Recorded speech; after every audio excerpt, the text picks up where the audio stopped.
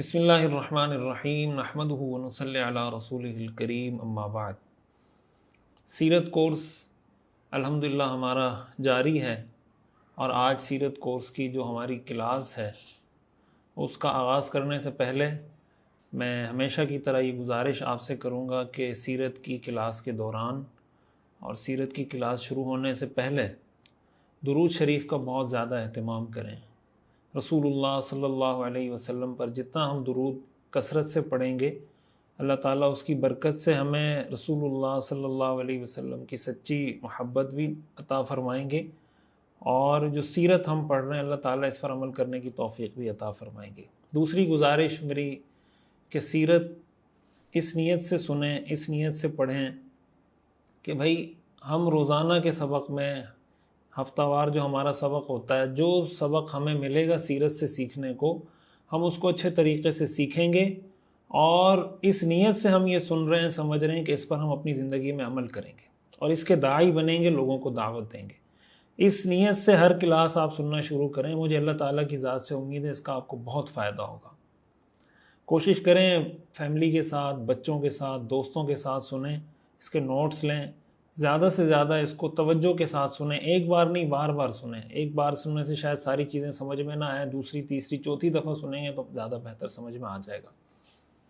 آج کا جو ہمارا موضوع ہے وہ رسول اللہ صلی اللہ علیہ وسلم کی بعثت سے قبل کے حالات سے متعلق ہے، اس کی تاریخ، جغرافیہ، اس زمانے میں کون کون سے مذاہب تھے، کس ملک میں کون سا مذہب چل رہا تھا، لوگوں کے عقائد نظریات کیا تھے، تاکہ ہمیں یہ اندازہ ہو سکے کہ اللہ نے اپنے پیغمبر، اپنے آخری نبی حضرت محمد صلی اللہ علیہ وسلم کو کن حالات کے اندر، کس سرکمسٹانسز کے اندر بھیجا اس دنیا میں، اور آپ علیہ الصلاۃ والسلام نے آ کر دنیا میں کس طریقے سے ایک انقلاب برپا کیا، دنیا کا تیز ترین انقلاب، جس کی پوری انسانی تاریخ میں کوئی مثال نہیں ملتی، کہ 20-22 سال کے عرصے میں آپ علیہ الصلاۃ والسلام نے ساری دنیا کی کایا پلٹ کر رکھ دی۔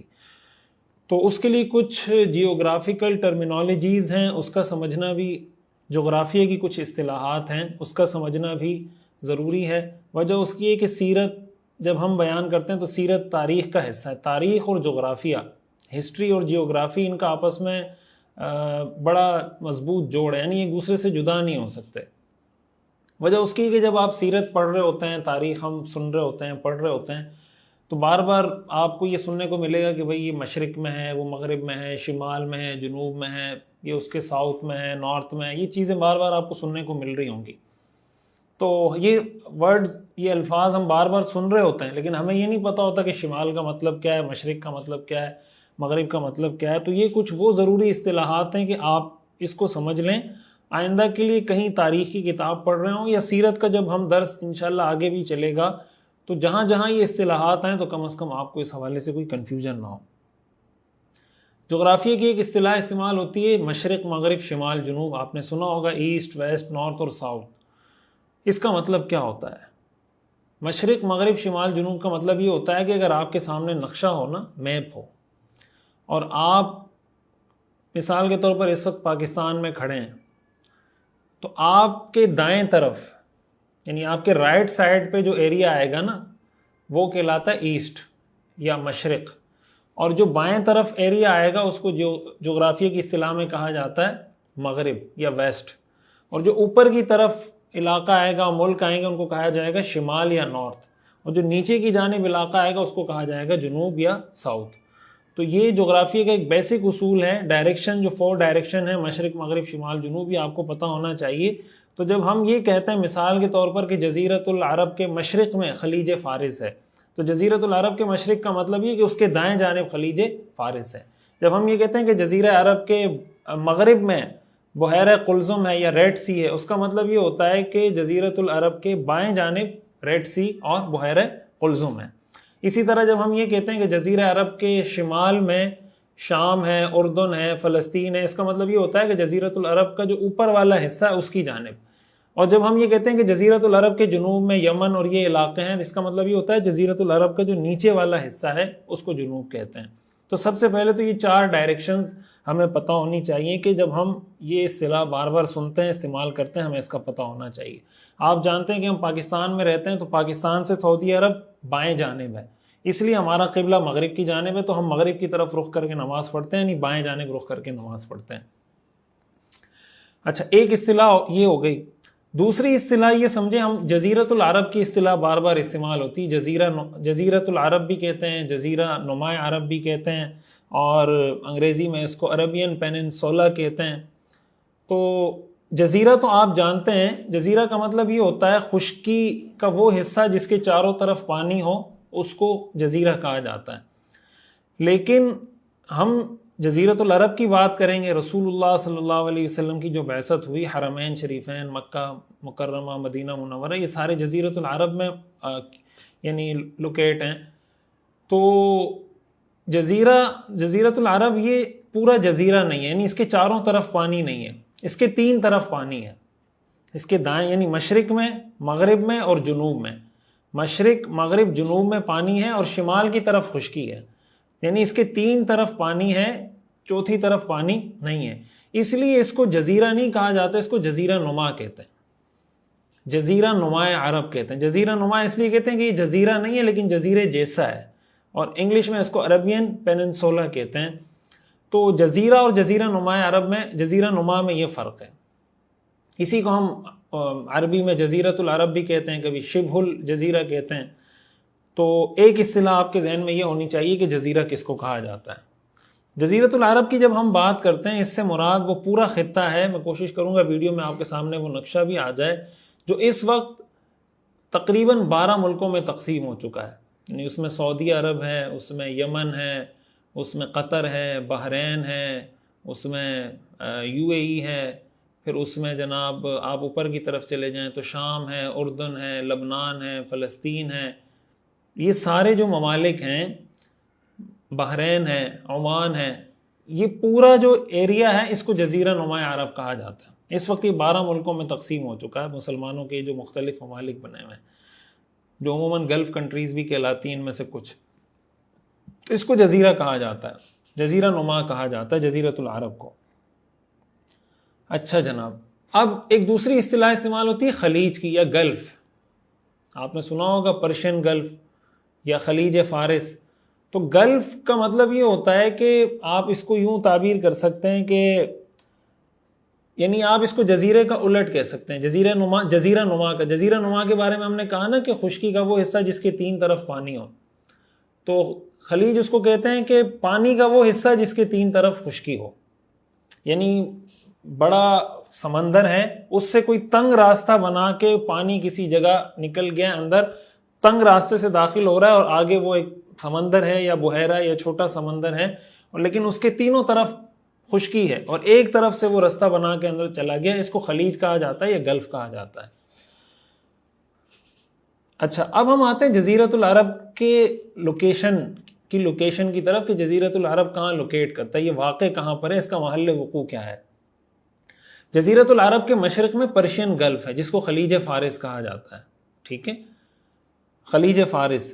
اس کے مغرب میں, یہ مشرق مغرب امید ہے آپ کو سمجھ میں آ رہا ہوگا, اس کے مغرب میں ریڈ سی ہے جس کو بحیرہ احمر بھی کہتے ہیں, بحیرہ قلزم بھی کہتے ہیں, اور یہ وہ سمندر ہے جس میں فرعون غرق ہوا تھا. حضرت موسیٰ علیہ السلام کو اللہ نے نجات دی تھی.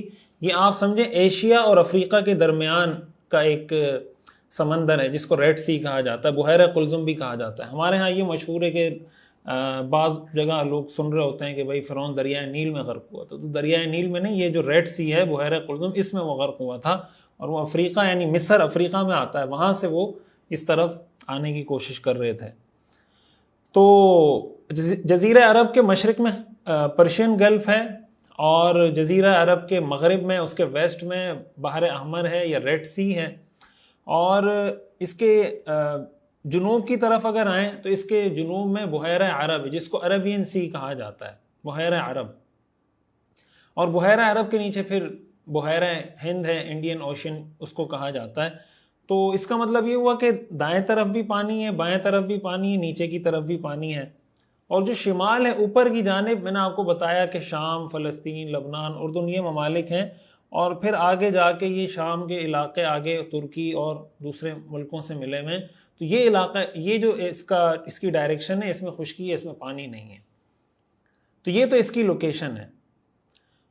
اور اگر آپ اس کو بر اعظم کے اعتبار سے دیکھیں، جو کانٹیننٹ ہیں، تو آپ کو پتہ ہے کہ سعودی جزیرہ عرب یہ پورا ایشیا کے اندر آتا ہے، تو ایشیا ہے، اس کے دائیں طرف افریقہ، بائیں طرف مغرب میں افریقہ ہے، اور اس کے اوپر شمال کی جانب یورپ آتا ہے۔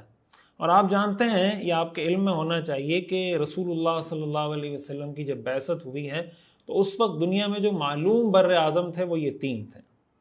یہ آپ کو پتہ ہے کہ امریکہ بہت بعد میں دریافت ہوا ہے، آسٹریلیا بہت بعد میں دریافت ہوا ہے، جو معلوم بر اعظم تھے دنیا میں وہ ایشیا، افریقہ اور یورپ، یہ 3 معلوم بر اعظم تھے۔ یہ تو ہو گئی لوکیشن جزیرۃ العرب کی۔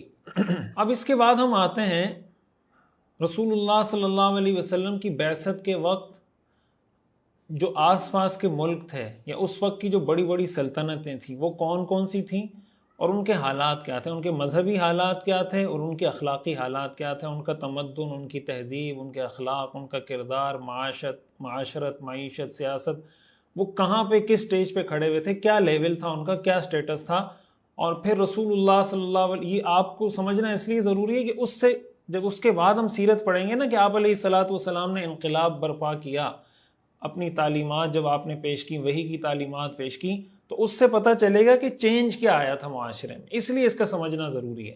اچھا، اب اتنی بات تو آپ سب جانتے ہیں، یہ ہم نے سن رکھا ہے کہ اس زمانے میں 2 بڑی مشہور سلطنتیں تھیں، ایک کو فارس کہا جاتا تھا، ایک کو روم کہا جاتا تھا، سلطنت فارس اور سلطنت روم۔ ایک کو پرشین امپائر کہتے ہیں، ایک کو رومن امپائر کہتے ہیں۔ یہ 2 بڑی، آپ کہہ لیں اس زمانے کی سپر پاور تھی، یا اس زمانے کی جو سب سے تہذیب یافتہ کہہ لیں، یا سب سے ترقی یافتہ جو ممالک سمجھے جاتے تھے، جو سلطنتیں، بادشاہتیں سمجھی جاتی تھی، وہ یہ 2 تھیں۔ پرشین امپائر یعنی ایران، عراق، یہ جو علاقے ہیں، ایران عراق کے جو علاقے ہیں، مکران، خراسان، یہ علاقے فارس میں آتے تھے۔ اور جو رومن امپائر ہے، رومن امپائر 2 حصوں میں تقسیم تھی، ایک کو مشرقی روم کہا جاتا ہے، ایک کو مغربی روم کہا جاتا ہے۔ مشرقی روم کے اندر یہ جو شام، اس وقت جزیرۃ العرب کا جو حصہ ہے، شام، لبنان، اردن، فلسطین، یہ سب رومن امپائر میں آتا تھا، یعنی یہ رومیوں کے تسلط میں تھا۔ اسی لیے رسول اللہ صلی اللہ علیہ وسلم نے غزوے کے موقع پر وہاں جب آپ نے سفر فرمایا تو رومیوں سے آپ نے جنگ کے لیے سفر فرمایا تھا۔ اچھا، یہ جو مشرقی روم ہے، اس کا مرکز تھا قسطنطین، یا آپ جس کو کہہ لیں اس وقت جو ترکی ہے، ترکیہ کا جو استنبول ہے، آپ یہ سمجھ لیں کہ یہ اس کا سینٹر تھا یا اس کا دارالحکومت تھا۔ ایک تھا مغربی روم۔ مغربی روم کا جو مرکز تھا، جو سینٹر تھا، وہ اٹلی تھا۔ تو یہ دونوں روم کہلاتے تھے، رومن امپائر تھا، لیکن ایک مشرقی رومن امپائر تھا، ایک مغربی رومن امپائر تھا۔ تو یہ 2 بڑی سلطنتیں تھیں اس زمانے کی، پرشین امپائر اور رومن امپائر۔ یہ قیصر و کسریٰ کا لفظ بھی آپ نے سنا ہوگا، اور آگے بھی آپ بار بار سنیں گے۔ قیصر، روم کے بادشاہ کو قیصر کہا جاتا تھا، یہ اس کا ٹائٹل تھا، لقب تھا۔ جو روم کا بادشاہ ہوتا تھا اس کو قیصر کہتے تھے، اور جو فارس کا بادشاہ ہوتا تھا اس کو کسریٰ کہتے تھے۔ تو قیصر و کسریٰ کا مطلب یہ ہوتا ہے کہ روم کا بادشاہ اور فارس کا بادشاہ۔ یہ 2 بڑی مشہور سلطنتیں تھیں۔ اس کے علاوہ بھی دنیا کے ممالک میں ظاہر ہے کہ لوگ آباد تھے، لوگ رہتے تھے، لیکن جو مشہور تمدن یا مشہور تہذیبیں تھیں دنیا کے اندر، وہ یہ 2 تہذیبیں تھیں۔ اب ہم آتے ہیں ان کی مذہبی حالت کی طرف کہ ان کی مذہبی حالت کیا تھی۔ تو اگر ہم روم کی بات کریں کہ جو رومن امپائر تھا، تو ان کا آپ یہ کہہ لیں کہ ان کا جو سرکاری آفیشل مذہب تھا وہ عیسائیت تھی، مسیحیت تھی، یعنی یہ اس بات کا دعویٰ کرنے والے تھے کہ ہم حضرت عیسیٰ علیہ السلام کے پیروکار ہیں۔ اور اگر آپ تاریخ کا مطالعہ کریں تو تاریخ کے مطالعے سے آپ کو پتہ چلے گا، مورخین نے یہ بات لکھی ہے کہ یہ جو 6 صدی عیسوی ہے، یعنی آپ علیہ السلام کی بعثت جس صدی میں ہوئی ہے، آپ کی ولادت جس صدی میں ہوئی ہے، اس کو عیسائیت کا تاریک ترین دور کہا جاتا ہے۔ عیسائیت کا نہیں بلکہ انسانی دور کا تاریخ، یعنی انسانی تاریخ کا تاریک ترین دور اس کو کہا جاتا ہے۔ اخلاقی اعتبار سے، سماجی اعتبار سے، معاشرتی اعتبار سے، ہر لحاظ سے انسانیت زوال کے گھڑے میں گر چکی تھی۔ عیسائیت کی اگر بات کریں کہ روم کے اندر عیسائیوں کا، ان کی کیا اس وقت کنڈیشن کیا تھی، تو آپ کو پتہ ہے کہ عیسائیت یعنی حضرت عیسیٰ علیہ السلام کی جو تعلیمات تھیں وہ کوئی بہت زیادہ تفصیلی مذہب نہیں تھا۔ اس میں ایک عقیدہ توحید، ایک بڑا میجر آپ اس کا کہہ لیں کہ سبجیکٹ تھا، مضمون تھا، عقیدہ توحید حضرت عیسیٰ علیہ السلام نے آ کے بیان کیا، اور کچھ تعلیمات تھی حضرت عیسیٰ علیہ السلام کی، کوئی بہت زیادہ تفصیلی مذہب نہیں تھا. لیکن جب آپ ہسٹری آپ اس کی جانتے ہوں گے، نہیں جانتے تو آپ اس کا مطالعہ کر سکتے ہیں. جب سینٹ پال آیا اور اس نے عیسائیت کے اندر تحریف کرنا شروع کی، جس طریقے سے اس کی تربیت ہوئی تھی، مختلف خرافات، جاہلانہ رسوم، اس نے مسیحیت کے اندر، عیسائیت کے اندر یہ ساری چیزیں یعنی شامل کرنا شروع کر دی، تو جو مسیحیت تھی یا عیسائیت تھی وہ اپنا اصل چہرہ اس کا بالکل تحریف کر دیا گیا. اس کے اندر یونان کی خرافات بھی آ گئیں، اس کے اندر بت پرستی بھی آ گئی، اس کے اندر افلاطونیت بھی آ گئی، اس کے اندر رہبانیت بھی آ گئی، اور ان سب کا وہ معجون مرکب بن گیا. اور حضرت عیسیٰ علیہ السلام کی تعلیمات اور عقیدہ توحید وہ پس پش چلی گئیں. اس میں بت پرستی، خرافات، جاہلانہ رسوم، رہبانیت، بس یہ ایک یعنی دین کا ایک استعارہ بن گیا، یا مذہب کا ایک استعارہ بن گیا کہ بھائی وہ بت پرست بھی ہوگا، وہ رہبانیت پسند یعنی دنیا سے ہٹ کٹ کے رہنے والا، جس کا دین یعنی دنیا سے کوئی تعلق نہ ہو، بس وہ سب سے بڑا بزرگ سمجھا جائے گا. اس طرح کے تصورات قائم ہو گئے. اب اگر آپ اس تصور کو دیکھیں کہ بھائی اگر کسی ملک کے اندر مذہبی اعتبار سے یہ تصورات قائم ہو گئے ہوں کہ ان کا مذہب چند بے جان مراسم کا یا رسومات کا نام رہ گیا، اور چند ریچولز ہیں کہ بھائی یہ آپ کر لیں، بس یہ مذہب ہے، اس کے علاوہ مذہب کا، دین کا، آپ کی سیاست، معاشرت، معیشت، خاندان، سماج، کاروبار، آپ کی پریکٹیکل لائف سے کوئی تعلق ہی نہ رہے، تو ظاہر ہے یہ بات آپ جانتے ہیں کہ ایسا مذہب دنیا میں انقلاب تو نہیں لے کر آ سکتا، ایسا مذہب دنیا میں کوئی تبدیلی تو نہیں لے کر آ سکتا، ایسا مذہب دنیا کے مسائل کو حل نہیں کر سکتا. اس وقت ان کی یہ حالت تھی. پھر آگے مسئلہ یہ ہوا کہ عیسائیوں کے اندر آپس میں فرقے بنتے چلے گئے، ایک فرقہ، دوسرا فرقہ، تیسرا فرقہ، اور ان کی آپس میں سول وار شروع ہوئی، خانہ جنگی شروع ہوئی. اس میں کچھ لوگ ایسے تھے جنہوں نے حضرت عیسیٰ علیہ السلام کے بارے میں مختلف عقائد گڑھ لیے. کچھ کہنے لگے کہ حضرت عیسیٰ علیہ السلام کے اندر بشری روح بھی ہے، اور ان کے اندر معاذ اللہ اللہ کی روح بھی ہے. اور کچھ نے کہا کہ بشری روح تھی لیکن وہ بشری روح بہت کمزور ہو گئی، اب اللہ کی روح ان کے اندر آ گئی ہے، وہ معبود بن گئے. آپ کو پتہ ہے قرآن کریم میں اللہ تعالیٰ نے اس کا ذکر کیا ہے کہ جو عیسائیوں کے مختلف فرقے تھے، لقد کفر الذین قالوا ان اللہ هو المسیح ابن مریم، کچھ نے کہا کہ اللہ مسیحی اللہ ہے، کچھ نے کہا لقد کفر الذین قالوا ان اللہ ثالث ثلاثہ، کہ اللہ تین کا تیسرا ہے، تو حضرت عیسیٰ علیہ السلام کو بھی اللہ کا شریک ٹھہرا دیا. اس طریقے سے مختلف فرقے بنے اور وہ آپس میں لڑنے لگے، خانہ جنگی شروع ہو گئی. یہ تو ان کی مذہبی حالت تھی. اگر ہم ان کی اجتماعی صورتحال کی بات کریں کہ ان کا سیاسی نظام کیا تھا، یا ان کا آپس میں جو حکومت چلانے کا نظام تھا، اجتماعیت جو ان کی سوشل لائف تھی وہ کیسی تھی، تو اس وقت کی تاریخ اگر آپ اٹھا کے دیکھیں تو آپ کو یہ بات تاریخ میں کامن ملے گی کہ ان کے حکمرانوں نے عوام پہ بہت ظالمانہ ٹیکس یعنی لگا دیے تھے، ایسے ٹیکسز کہ عوام اس کا بوجھ اٹھانے سے قاصر تھے. عوام اپنے حکمرانوں سے اتنے تنگ تھے کہ وہ چاہتے تھے کہ باہر سے کوئی آ کے ہم پہ حکومت کر لے، لیکن یہ جو عذاب بن کے ہم پہ مسلط ہوئے ہیں کسی طرح ان سے ہماری جان چھوٹ جائے. اس وقت کے بادشاہوں کی عیاشی اگر آپ اٹھا کے دیکھیں کہ کس کس طرح کی عیاشیوں میں وہ مبتلا تھے، اور عوام کس طریقے سے پسی جا رہی تھی. اور پھر جو مڈل کلاس عوام تھی وہ جب اپنے سے اوپر کے لوگوں کو دیکھتی تھی، بادشاہوں کو، اور ان کے ظاہر دیکھتی تھی کہ ان کا شوشہ، ان کا لائف سٹائل، ساری چیزیں لگژری چیزیں، تو وہ اسی چکر میں لگے ہوئے تھے، ہرس و ہوس میں کہ یار میرا لائف سٹائل، میرا جو سٹینڈرڈ ہے وہ اس سے اونچا ہو جائے، وہ اس سے اونچا ہو جائے، وہ اس سے اونچا ہو جائے. ان کی ساری زندگی کا محور یہی تھا. تو حکمرانوں نے اپنا جو لائف سٹائل رکھا تھا وہ اتنا شاہانہ رکھا ہوا تھا، اور اتنے ٹیکسز اور اتنے مختلف قسم کی چیزیں ان پہ لازم کی ہوئی تھیں کہ عوام کا انہوں نے جینا دو بھر کیا ہوا تھا. یعنی تہذیب، انسانیت، شرافت، اخلاق، اس چیز کا تو آپ کو وہاں نام و نشان نہیں ملے گا. انصاف وہاں پیسوں پہ بکتا تھا. رشوت، کرپشن، خیانت، دو نمبری، دھوکہ، فراڈ، آپ سمجھیں گے ان کے کلچر کا، ان کے سماج کا حصہ بن چکا تھا. تو یہ روم کی حالت تھی. مذہبی طور پر وہ اتنا کمزور تھا کہ وہ دنیا کو کوئی انقلاب دنیا میں برپا نہیں کر سکتا تھا، دنیا کے نظام میں تبدیلی کے لیے کوئی کردار ادا نہیں کر سکتا تھا. سیاسی اعتبار سے اور حکمرانی کے اعتبار سے وہ اتنے گئے گزرے تھے، یا اخلاقی اعتبار سے وہ اتنے گئے گزرے تھے کہ ان کی اپنی عوام ان سے تنگ تھی، وہ اپنے عوام سے تنگ تھے، لیکن بس ان کی بادشاہت تھی، انہوں نے ان پر اپنی بادشاہت قائم کی ہوئی تھی. اب ظاہر ہے کہ یہ جو تاریخ کا یہ حصہ ہم ذکر کرنا چاہ رہے ہیں، اس کے ساتھ بنیادی طور پہ مقصد یہ ہے کہ ہم یہ سمجھنا چاہتے ہیں کہ بھائی یہ حالات تھے تو ان حالات کو تبدیل تو اللہ نے کرنا تھا، اس کو کیسے تبدیل کیا جاتا؟ روم آپ سمجھیں اس وقت کی سپر پاور طاقت تھی، ان کی حالت مذہبی حوالے سے اور حکمرانی کے حوالے سے یہ ان کے حالات تھے، اور ظاہر ہے کہ یہ دنیا کے اندر کوئی مفید انقلاب، کوئی صالح انقلاب دنیا کو یہ نہیں دے سکتے تھے۔ اگر ہم بات کریں یورپ کی جو شمالی اور مغربی جو ممالک ہیں، یعنی جو آج یورپ کہلاتا ہے جو ممالک، تو اس کا تو آپ یعنی تاریخ میں آپ کو یہ بات بڑی وضاحت کے ساتھ مل جائے گی کہ یورپ تو اس وقت تاریکیوں میں ڈوبا ہوا تھا۔ اس وقت ظاہر ہے مسلمانوں نے اندلس تو نہیں بنایا تھا، اسپین جو آج کہلاتا ہے، مسلمانوں نے اس کو فتح کر کے اس کے اندر علم کی شمع روشن نہیں کی تھی۔ تو یورپ تو بہت صدیوں بعد جا کے اس کے اندر علم کی شمع روشن ہونا شروع ہوئی، مسلمانوں سے انہوں نے علوم حاصل کیے اور پھر ان علوم پر محنت کر کے ترقی حاصل کی۔ ان کی تہذیب کا یا ان کے علم کا یا ان کی سائنس یا ان کے فنون کا تو آپ کو کہیں تذکرہ نہیں ملے گا کہ وہ دنیا کے حالات کی بہتری میں، دنیا کے سیاسی نظام، معاشی نظام کی بہتری میں اپنا کوئی کردار ادا کرتے۔ ان کا تو کوئی کردار ہی اس وقت موجود نہیں تھا۔ اب آتے ہیں ہم سلطنت فارس کی طرف، پرشین امپائر کی طرف، کہ ان کے حالات کیا تھے، ان کے مذہبی حالات، سیاسی حالات، معاشی اور اخلاقی حالات ان کے کیا تھے۔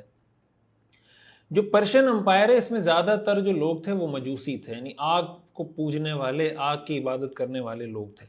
یہاں پر جو بادشاہی نظام تھا، شاہ پرستی کا نظام تھا، یہ یہاں کے جو بادشاہ تھے وہ یہ کہتے تھے کہ ہمارے جو بادشاہ ہیں، یا بادشاہ اپنے بارے میں دعویٰ کرتے تھے کہ ہمارے رگوں میں خدائی خون دوڑتا ہے، اور وہ یہ اپنی عوام کو باور کراتے تھے کہ بادشاہ جو شاہوں کا خاندان ہے، شاہ کے خاندان کے ہر فرد کا اپنی قوم کے ہر فرد پہ حق ہے، اور عوام کا اپنے بادشاہوں پہ کوئی حق نہیں ہے۔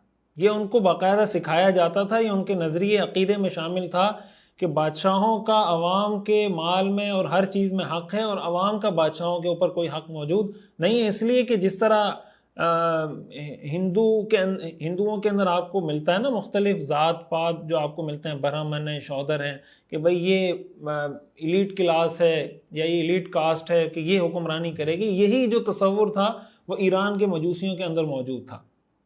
یہی وجہ ہے کہ وہ اپنے بادشاہوں کا بڑا احترام کرتے تھے، ان کے سامنے سجدہ کرتے تھے، آپ سمجھیں ان کی ایک طرح سے عبادت کرتے تھے۔ مذہبی حالت میں نے آپ کو بتایا کہ مذہبی حالت ان کی یہ تھی کہ وہ آگ کی پوجا کرتے تھے۔ اب آپ ہی بتا سکتے ہیں کہ جو آدمی یا جو قوم آگ کی پوجا کرتی ہو، تو کیا آگ کے اندر یہ صلاحیت موجود ہے کہ وہ آپ کی یہ رہنمائی کرے کہ آپ کا سیاسی نظام کیا ہونا چاہیے، آپ کا اکنامک سسٹم کیا ہونا چاہیے، آپ کا سوشل سسٹم کیا ہونا چاہیے، آپ کی ریچولز، آپ کی عبادات کیا ہونی چاہیے، آپ کے عقائد کیا ہونے چاہیے، دنیا کے نظام کو بہتر کرنے کے لیے آپ کا کردار کیا ہونا چاہیے؟ کیا آگ کسی کو یہ ساری چیزیں بتا سکتی ہے؟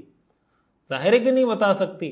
تو اس کا مطلب یہ ہوا کہ پرشین امپائر کے لوگ جس بت کو یا جس چیز کو انہوں نے خدا بنایا ہوا تھا مذہبی طور پر، تو مذہبی طور پر وہ یہ حیثیت نہیں رکھتے تھے کہ وہ دنیا کی امامت کریں، دنیا کی رہنمائی کریں، یا دنیا کو کوئی رہنما ہدایات دے سکیں، کوئی گائیڈ لائن دے سکیں، یا دنیا کی کوئی رہنمائی کر سکیں۔ اور اگر اخلاقی اور تمدنی حالت کی ہم بات کریں تو فارس کے رہنے والوں کے اخلاق، ان کا کردار جس گراوٹ کا شکار تھا، تو شاید میں اور آپ اس کا تصور نہیں کر سکتا۔ میں بہت معذرت چاہوں گا اگر اس طرح کی کچھ چیزیں آ جائیں جو شاید تھوڑی بہت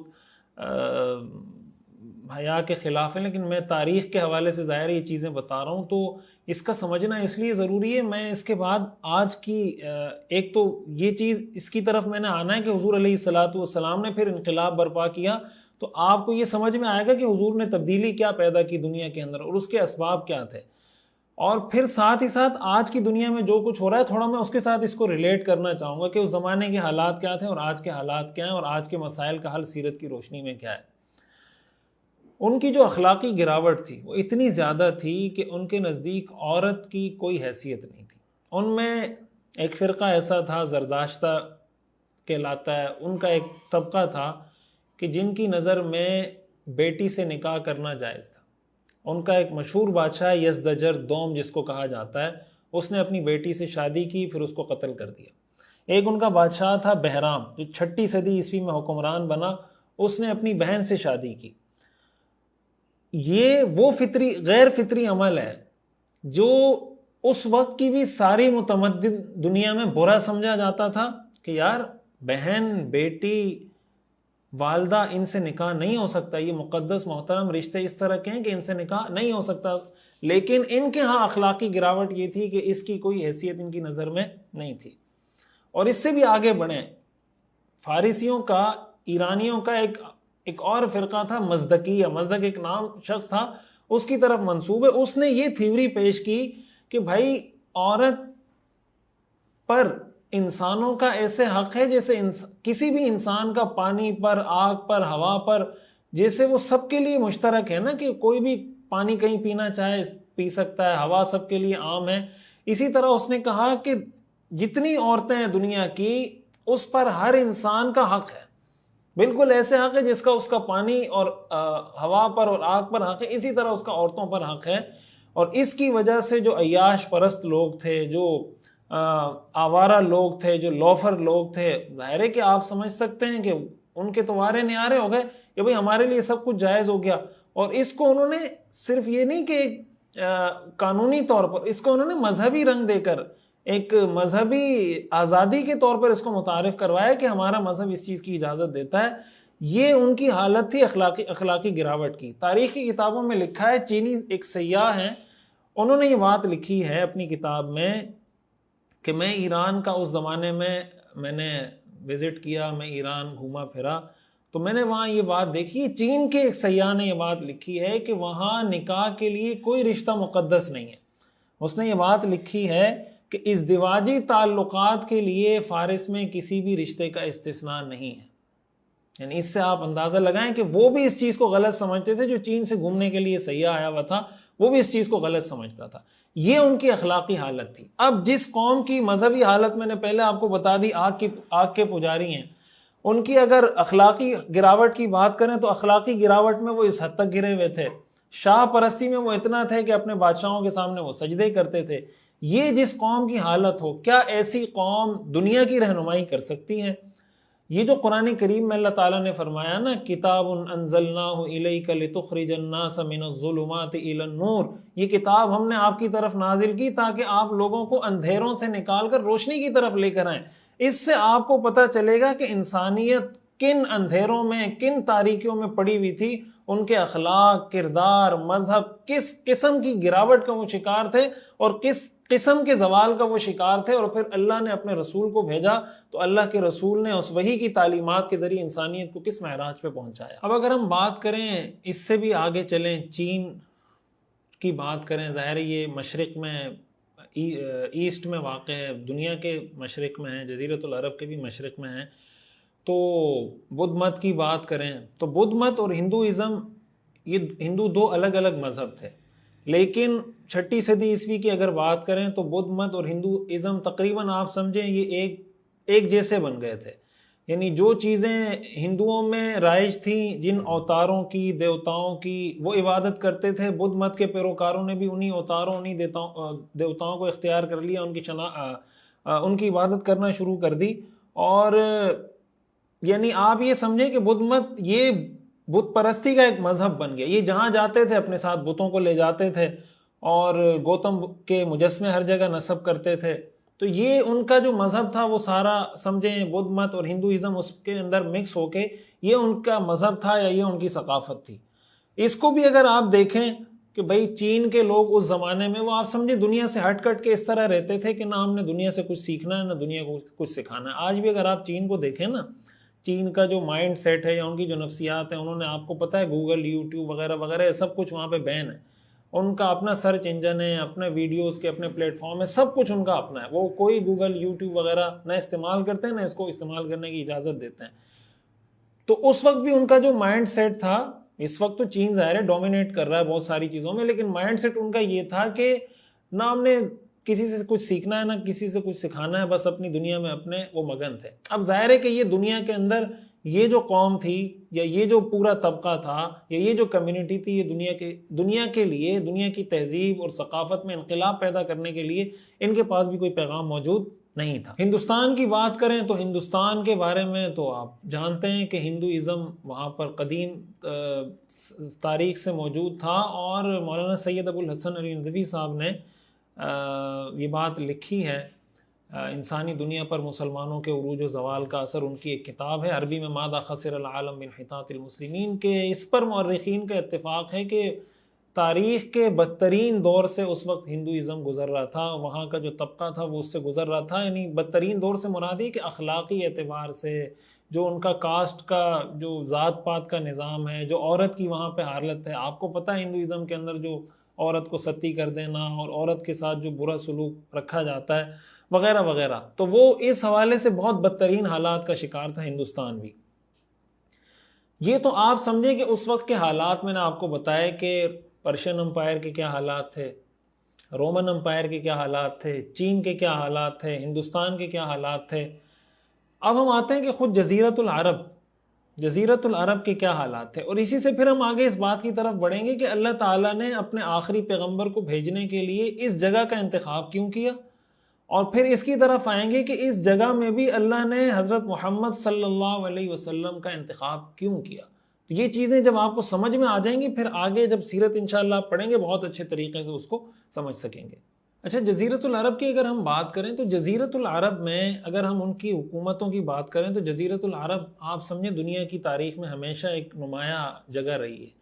قوم عاد، قوم سمود کا جو ہم ذکر قرآن کریم میں پڑھتے ہیں، ظاہر ہے کہ یہ قوم عاد بھی اسی جگہ پر تھی اور قوم سمود بھی اسی جگہ۔ قوم سمود آپ یہ کہہ لیں کہ جزیرت العرب کے نارتھ میں، اور قوم عاد جو ہے یہ جزیرت العرب کے جنوب میں، یمن کی طرف کے علاقوں میں۔ اسی طرح قوم سبا کا ہمیں تذکرہ ملتا ہے، یہ بھی یمن کے قریب۔ تو یہاں پر مختلف حکومتیں رہی ہیں، لیکن ان میں سے زیادہ تر حکومتیں قبل مسیح کی ہیں۔ اس میں قوم سبا کی جو حکومت ہے، حضرموت کی حکومت ہے، نابتی کی حکومت ہے، اسی طرح معینی حکومت ہے، قطبانی حکومت ہے، یہ مختلف حکومتیں یہاں پہ رہی ہیں، لیکن ان میں سے اکثر قبل مسیح کی ہیں۔ حضور علیہ الصلاۃ والسلام کے دور میں اگر ہم بات کریں، جزیرت العرب کا جو آپ یہ کہہ لیں سیاسی نظام تھا، وہ ٹرائبل سسٹم تھا، قبائلی سسٹم تھا۔ یعنی ہر قبیلے کا ایک سردار ہوتا تھا، اور بس وہ سردار اپنے قبیلے کی پروٹیکشن کرتا تھا۔ اگر قبیلے پر کوئی حملہ کرتا تھا، سارے مل کے قبیلے کے حوالے سے جنگ کرتے تھے۔ تو آپ یہ کہہ لیں کہ اس زمانے میں وہ ایک آزاد شہریوں کی حیثیت سے اس طرح زندگی گزار رہے تھے کہ باقاعدہ ان پر کسی کی کوئی ایسی حکومت نہیں تھی، سوائے چند ان ممالک کے جو میں نے آپ کو بتایا کہ جزیرت العرب کا کچھ حصہ ایسا تھا، جیسے جزیرت العرب کے جو شمالی ممالک ہیں جیسے شام، اردن، فلسطین، لبنان، ان ممالک پر رومیوں کا تسلط تھا، یعنی یہ رومیوں کے تسلط میں تھا، رومیوں کی زیر سلطنت تھا۔ اور جو یمن کا علاقہ ہے، جو جنوب کا علاقہ ہے، اس پر حبشہ کے بادشاہوں نے، یعنی افریقہ سے انہوں نے حملے کر کے یہاں پہ اپنی حکومت جمائی بھی تھی جنوب کی طرف۔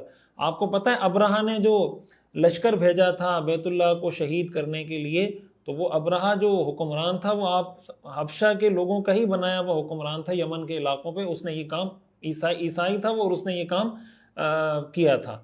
تو اس طرح کے کچھ ایریاز پر لوگوں کی، یعنی استعمار آپ کہہ لیں آج کل کی زبان میں، انہوں نے اس پر قبضہ کیا ہوا تھا۔ مشرقی کچھ علاقوں پر، بحرین وغیرہ کے کچھ علاقوں پر پرشین امپائر نے قبضہ کیا ہوا تھا۔ لیکن جو جزیرت العرب کا جو وسط ہے، جو سینٹر ہے، جو مکہ مکرمہ، مدینہ منورہ، یہ جتنے علاقے آتے ہیں، آپ کہہ لیں آج کل کے اعتبار سے سعودی عرب سمجھ لیں آسانی کے لیے، تو یہ آزاد منش لوگ تھے، ان پہ باقاعدہ کسی کی کوئی حکومت نہیں تھی۔ یہی وجہ ہے کہ ان کی طبیعت میں بہت ساری وہ چیزیں ہیں جو کسی غلام قوم کی طبیعت میں نہیں تھی۔ ان میں بہادری، ان میں جنگ کرنا، آپ کو پتہ ہے عربوں کی جو خصوصی ایک صفت کہہ لیں یا خامی کہہ لیں یا خوبی کہہ لیں کہ جنگ کے لیے وہ ایسے ترستے تھے جیسے انسان کسی اچھے کھانے کے لیے ترستا ہے۔ جنگ ان کا مطلب پسندیدہ مشغلہ تھا کہ کہیں کوئی مسئلہ اور ہم جنگ کریں۔ اسی پر ان کے سارے اشعار، شاعری، قصیدے، سارے جنگوں پر وہ ان کے اشعار آپ کو ملیں گے۔ اسی کے ساتھ ساتھ ان کی جو زبان دانی ہے، فصاحت ہے، ان کی آپ کہہ لیں فلوئنسی کہہ لیں، گفتگو کا انداز، اس پر ان کو بہت ناز تھا کہ بھئی ہمارا جو گفتگو کا طریقہ ہے وہ کمال ہے، ہم جیسی گفتگو کوئی نہیں کر سکتا۔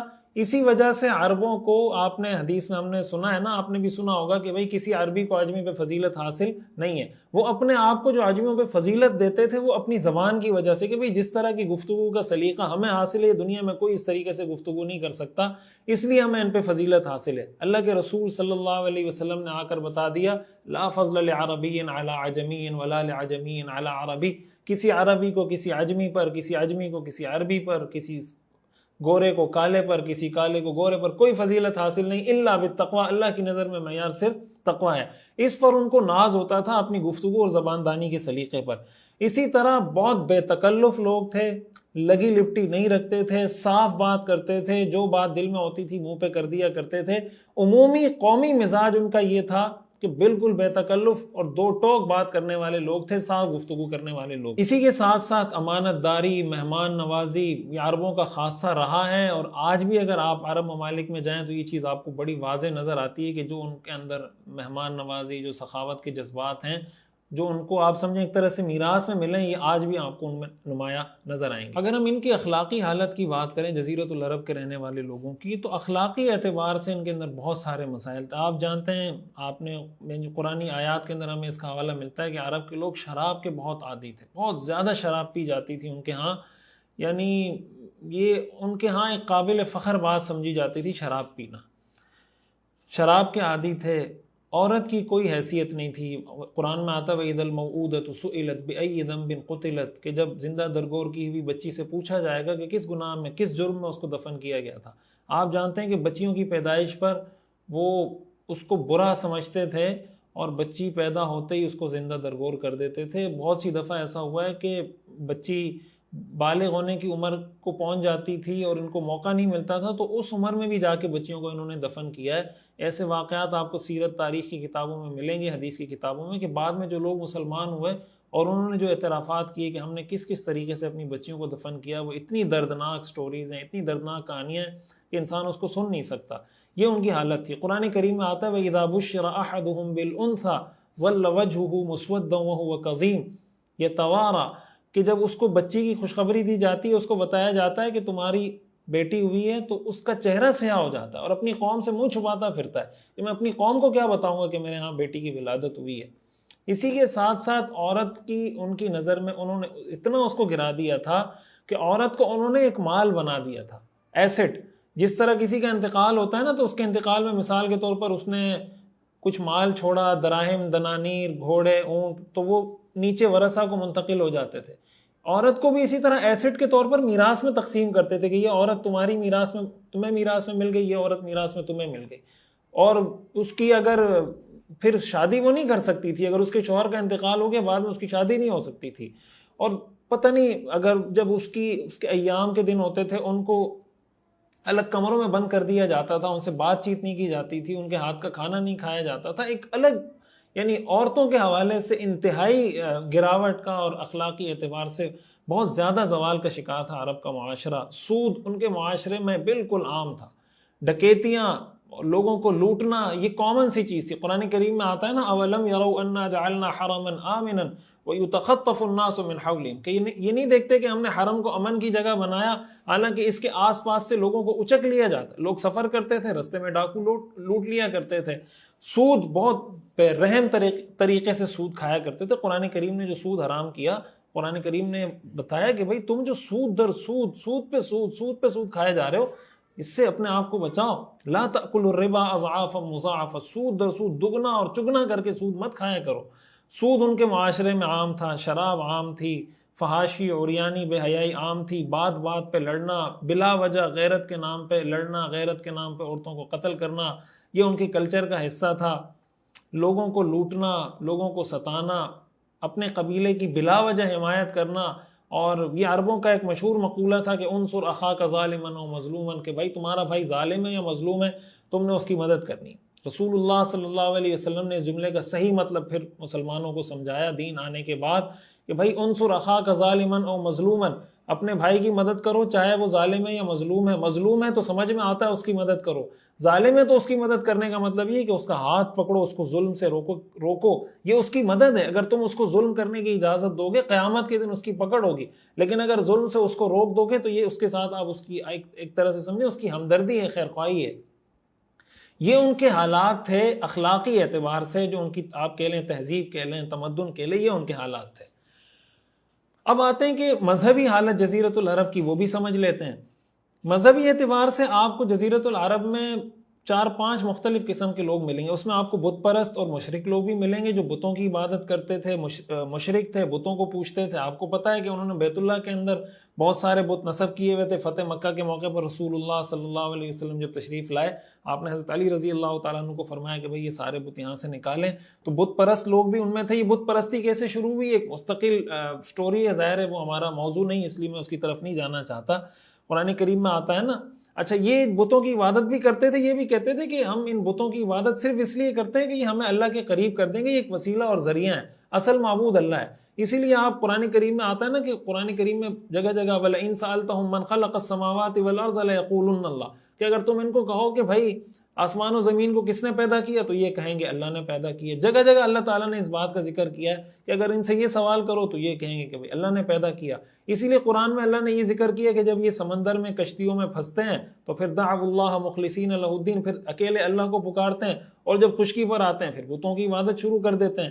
تو یہ کہتے تھے کہ ما نعبدہم الا لیقربونا الی اللہ زلفی, ہم ان بتوں کی عبادت اس لیے کرتے ہیں کہ یہ ہمیں اللہ کے قریب کر دیں. اصل خدا اصل معبود اللہ ہی ہے, لیکن اللہ کے ساتھ یہ بتوں کو شریک کیا کرتے تھے.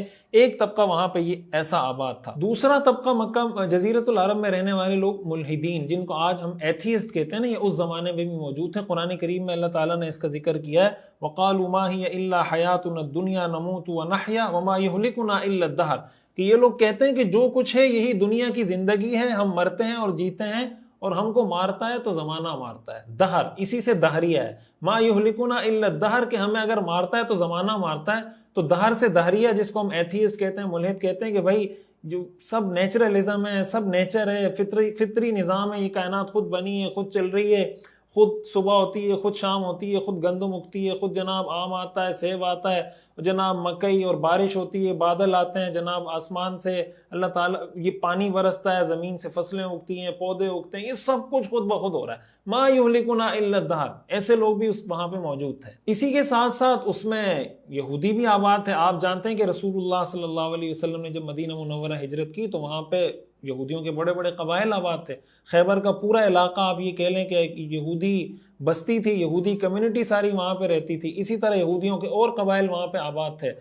اسی کے ساتھ ساتھ عیسائی لوگ بھی رہتے تھے. عیسائیوں میں بھی پھر 2 طرح کے لوگ تھے. ان میں وہ لوگ بھی تھے جنہوں نے اپنے دین کو تبدیل کر کے شرک میں مبتلا ہو گئے, اور وہ لوگ بھی تھے جنہوں نے اپنے آپ کو شرک سے بچایا. آپ جانتے ہیں ورقہ بن نوفل, جن کے پاس حضور علیہ الصلوۃ والسلام بعد میں حضرت خدیجہ حضور کو لے کر گئیں جب آپ پہ پہلی وحی نازل ہوئی, ورقہ بن نوفل تھے. اس طرح کے اور کچھ لوگ تھے جو اس زمانے میں بھی موحد تھے, یعنی ایک اللہ کو مانتے تھے. اس میں ورقہ بن نوفل ہیں, عبداللہ بن جحش ہیں, عثمان بن حویرث ہیں, زید بن عمرو بن نفیل.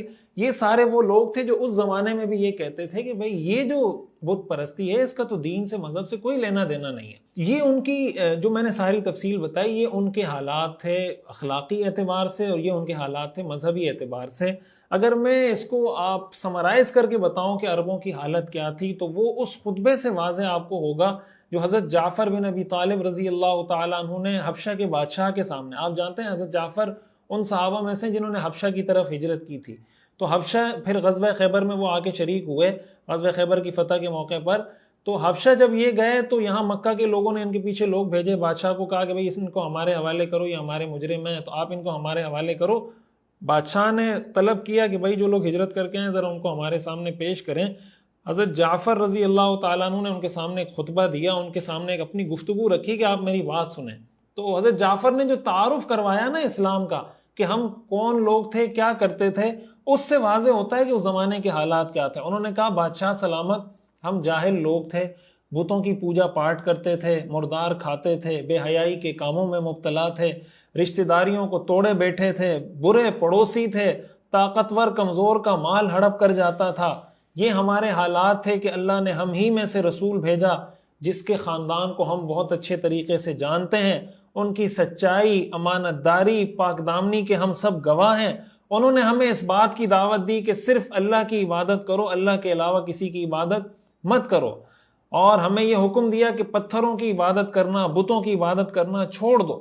ہمیں سچ بولنے کا حکم دیا، امانت داری کا حکم دیا، امانت بر وقت ادا کرنے کا حکم دیا، رشتہ داری جوڑنے کا حکم دیا، اچھے پڑوسی بننے کا حکم دیا، حرام کاموں سے اور کسی کا خون بہانے سے ہمیں رکنے کا حکم دیا، بے حیائی کے کاموں سے، جھوٹی باتوں سے، یتیم کا مال کھانے سے، پاک دامن عورتوں پر تہمت لگانے سے ہمیں منع کیا۔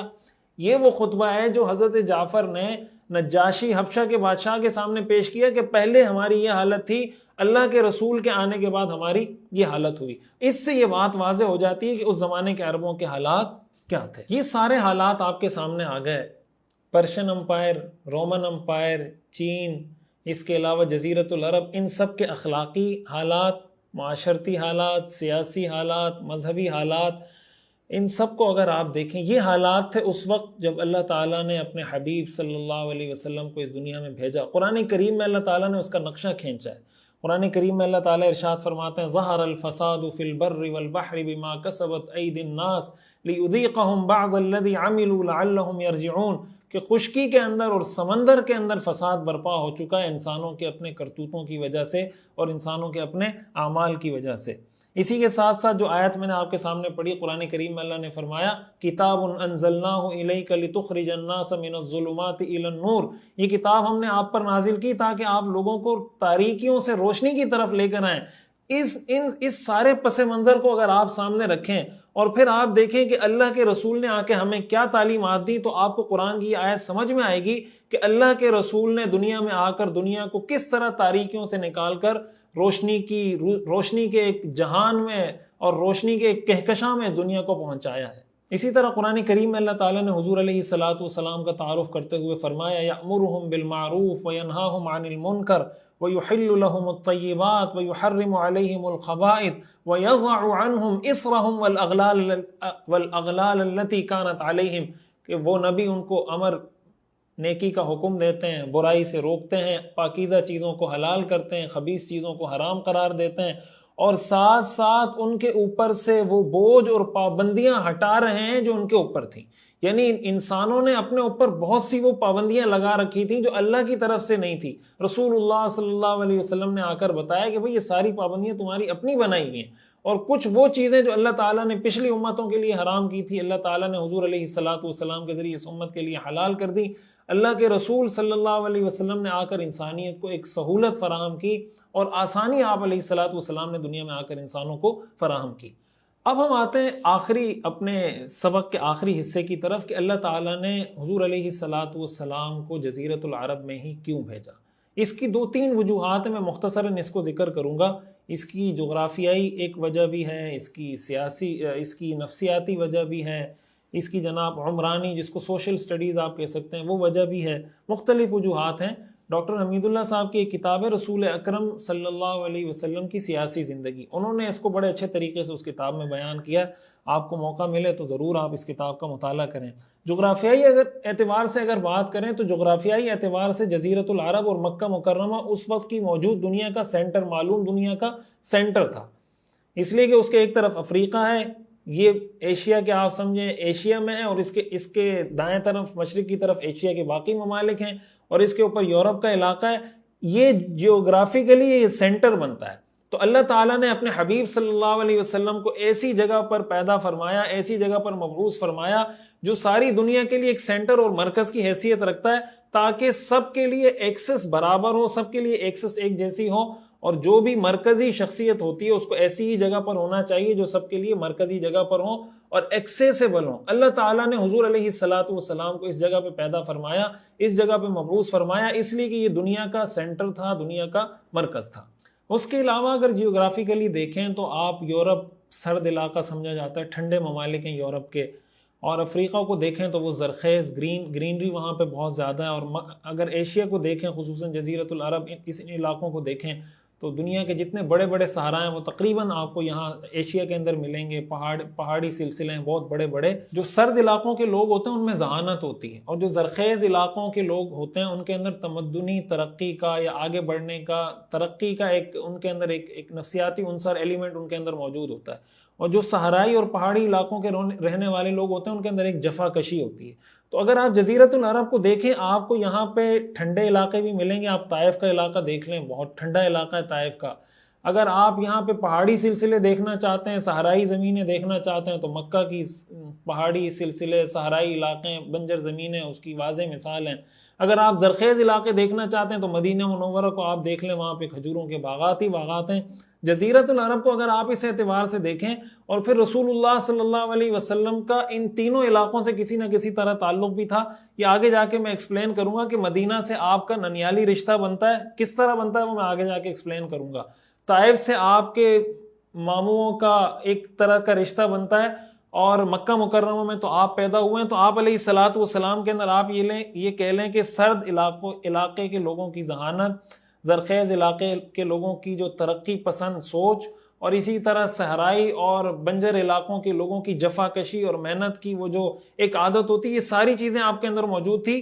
اور دنیا کے مختلف ممالک میں جو مختلف جیوگرافیکل اس کے سٹیٹس تھے، جزیرۃ العرب میں اللہ تعالیٰ نے یہ سارے جمع کر دیے تھے. اور اسی مٹی سے، اسی جگہ سے اللہ تعالیٰ نے پھر رسول اللہ صلی اللہ علیہ وسلم کی بعثت فرمائی. وہاں پر اللہ تعالیٰ نے آپ کو مبعوث فرمایا. اگر اس کی مذہبی وجہ کی طرف آئیں تو قرآن کریم کی آیت ہم پہلے پڑھ چکے ہیں. اللہ تعالیٰ ارشاد فرماتے ہیں ان اول بیت وضع للناس للذی ببکۃ مبارکا، کہ اللہ تعالیٰ نے سب سے پہلا جو گھر بنایا عبادت کے لیے وہ مکہ کو بنایا.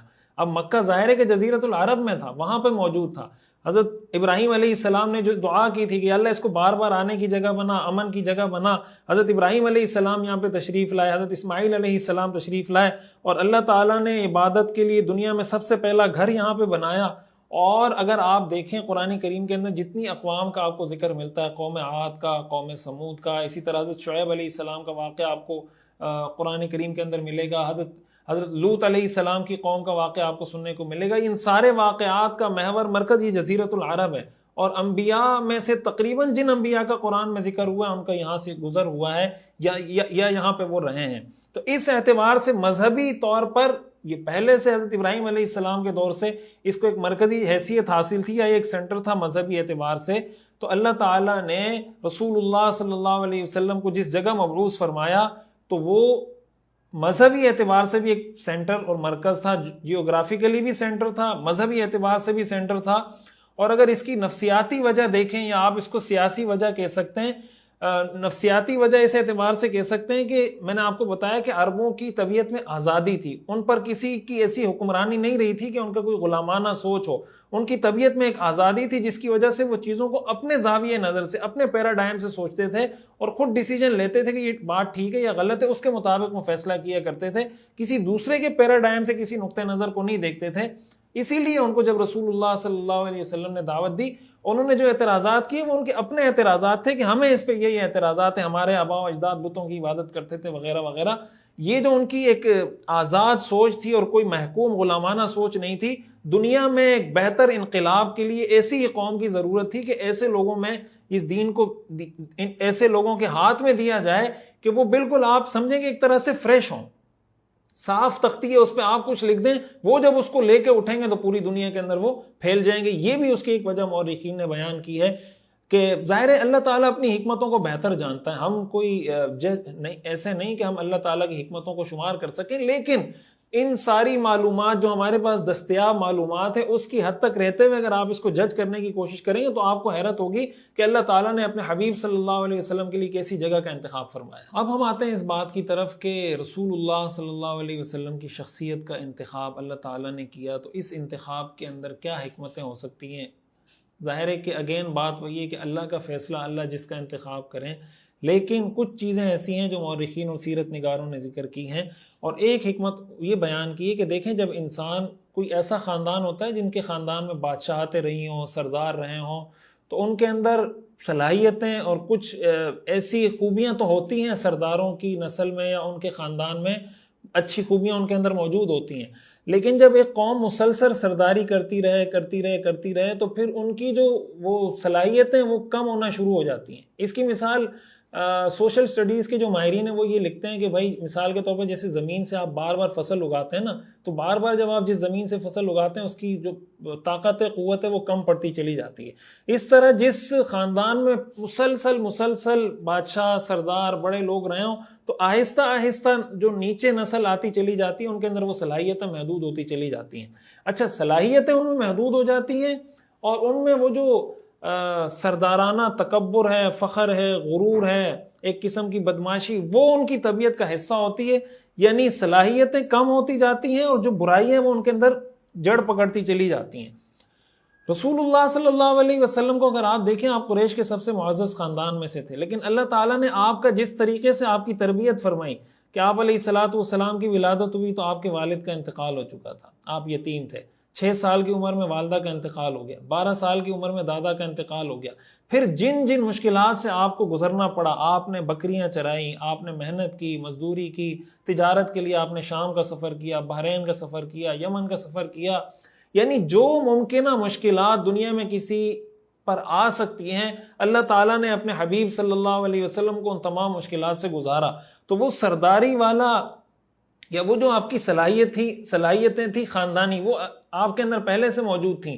اور اس طرح کے خاندان میں ہونے کی وجہ سے عموماً جو بعض اوقات فخر، تکبر، یہ چیزیں آ جاتی ہیں. اللہ تعالیٰ نے آپ علیہ الصلوۃ والسلام کی پیدائش سے تربیت اس طریقے سے کی کہ وہ چیزیں پہلے ہی آپ علیہ الصلوۃ والسلام کی شخصیت میں موجود ہی نہیں تھیں. اس کا فائدہ یہ ہوا کہ آپ علیہ الصلوۃ والسلام کی شخصیت میں جو نکھار تھا آپ کے بڑے خاندان سے ہونے کی وجہ سے، پھر چونکہ آپ جس کو ہمارے ہاں عام طور سے معاشرے میں کہا جاتا ہے نا سیلف میڈ تو کوئی نہیں ہوتا، اللہ تعالیٰ ہی بناتا ہے جس کو بناتا ہے. لیکن آپ علیہ الصلوۃ والسلام نے بچپن سے محنت کی. اس کی وجہ سے وہ جو سرداروں میں یا جو ان میں جو ایک تکبر، ایک غرور ہوتا ہے، وہ آپ علیہ الصلوۃ والسلام کی شخصیت میں آپ کے قریب بھی نہیں گزرا تھا.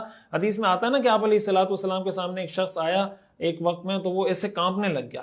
تو رسول اللہ صلی اللہ علیہ وسلم نے ان کو فرمایا کہ بھئی تم اتنا ڈرتے کیوں ہو؟ میں کوئی بادشاہ تھوڑی ہوں، میں تو اس عورت کا بیٹا ہوں جو مکہ مکرمہ میں ٹوٹی ہوئی روٹیاں کھاتی تھی. مقصد حضور علیہ الصلوۃ والسلام ان کو تسلی دے رہے تھے کہ بھئی مجھ سے گھبراؤ مت. تو یہ جو آپ علیہ الصلوۃ والسلام کی شخصیت کے اندر ایک جامعیت تھی کہ آپ کا نسب خاندان بھی بہت اعلیٰ تھا، پھر آپ نے جفا کشی محنت کر کے، اور پھر میں نے آپ کو بتایا کہ وہ سرد علاقوں کی ذہانت، زرخیز علاقوں کے ترقی مزاج ذہنیت اور سوچ اور جفا کشی اور محنت کشی یہ آپ کی فطرت میں شامل تھی. ایسا شخص، اس سے بہتر انتخاب کوئی نہیں ہو سکتا تھا. رسول اللہ صلی اللہ علیہ وسلم کی شخصیت ظاہر اللہ کا انتخاب ہے، لیکن اگر آپ ان کی جو ذاتی خوبیاں کمالات کو دیکھیں تو اس سے بھی آپ کو پتہ چلے گا کہ بھئی حضور علیہ الصلوۃ والسلام کی شخصیت بہت ہی پرفیکٹ، بہت ہی باکمال تھی. اللہ تعالیٰ نے حضور علیہ الصلوۃ والسلام کا انتخاب فرمایا.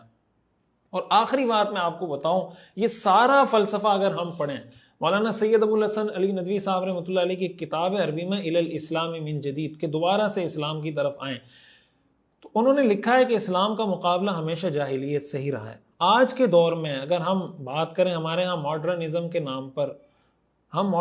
نام پر ویسٹرنزم کرتے جا رہے ہیں. یعنی ہم ماڈرن نہیں ہو رہے. ماڈرن ہونے کا مطلب یہ سائنس، ٹیکنالوجی، جدید علوم، جدید سکلز، اس کے اندر ہم آگے بڑھیں. اس کے اندر ہم آگے نہیں بڑھ رہے، ہم ویسٹرنائز کر رہے ہیں اپنی چیزوں کو، مغربیت میں مبتلا ہو گئے ہیں کہ ان کی طرح فحاشی، ان کی طرح اوریانی اور ان کے کلچر کو فالو کرنے کی، ایڈاپٹ کرنے کی کوشش کرنا، ان چیزوں میں ہم پڑھتے جا رہے ہیں. اور اگر آپ آج کی مغربی دنیا کی حرکتیں اٹھا کر دیکھیں اور رسول اللہ صلی اللہ علیہ وسلم کی ولادت کے وقت اور اس سے پہلے جو اس وقت کی متمدن دنیا تھی، فارس اور روم کے حالات اٹھا کر دیکھیں تو آپ کو یہ لگے گا کہ میں اس دور میں جی رہا ہوں جس دور میں حضور علیہ الصلوۃ والسلام کی ولادت نہیں ہوئی تھی. اور اللہ تعالیٰ نے آپ کو دنیا میں بھیجا اس مقصد کے لیے کہ یہ دنیا جن گمراہیوں میں، جن تاریکیوں میں پڑ چکی ہے، جس طریقے سے ہمارے ہاں عورت کو ایک کمرشلائز کر دیا گیا، جس طریقے سے ہمارے ہاں ہمارے خاندانی نظام کی دھجیاں بکھیری جا رہی ہیں، جس طریقے سے ہمارے ہاں اسلامی اقدار کو بار بار اس طریقے سے ہٹ کیا جاتا ہے کہ اس کو چیزوں کو نارملائز کر دیا جائے، جس طریقے سے ہمارے ہاں کبھی کوئی ٹرانسجنڈر بل آ جاتا ہے، کبھی کیا آ جاتا ہے، کبھی کیا آ جاتا ہے، جو کلچر ہمارے لوگ اڈاپٹ کرتے چلے جا رہے ہیں ویسٹ ہے، یہ وہ ساری چیزیں جو اس زمانے کی جاہلیت کے دور میں موجود تھی، جن کو ختم کرنے کے لیے اللہ نے اپنے پیغمبر کو بھیجا۔